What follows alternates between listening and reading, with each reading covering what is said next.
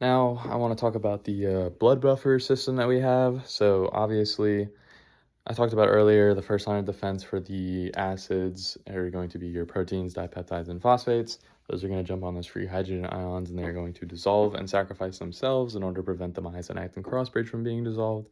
Because if that happened, we would lose to muscle failure and it would not be good.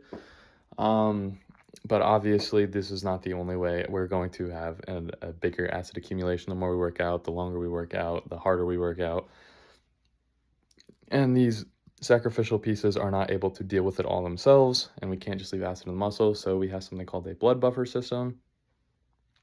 Basically, same way that the cardiovascular system works, that whole process I told you, or I mentioned earlier, we're going to have our arterial side of the body is going to have oxygenated blood, and that venule side of the body is going to have deoxygenated blood. The way that happens, when I mentioned already a while ago, the blood picks up oxygen on the lungs, which is the highest concentration of oxygen in the body. It's going to be the lungs. That's going to bind to the red blood cells, the hemoglobin on the red blood cells. It's going to be transported, and it's going to shuttle through the arterioles, arteries until we get to the capillaries, where it drops off that oxygen.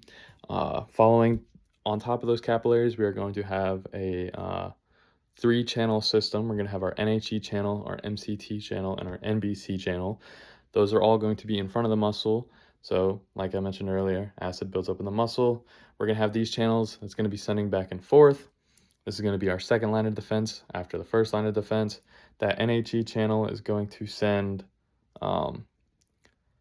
sodium into the cell or into the muscle. Then the muscle is going to transport hydrogen ions into the blood. It means the blood's going to be more acidic. The muscle is now going to be more basic. It's going to raise the pH in the muscle, decrease the pH in the blood. Then we have our MCT channel, which is going to just co-eject lactate and hydrogen into the blood, again making the muscle more basic, making the blood more acidic.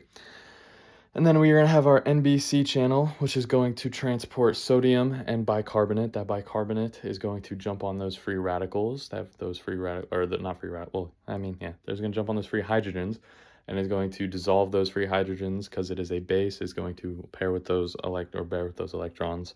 It's going to make the muscle again more basic, raising that pH, preventing that acid buildup. Then it's going to eject chlorine into the blood. That chlorine is going to help with later for other things. And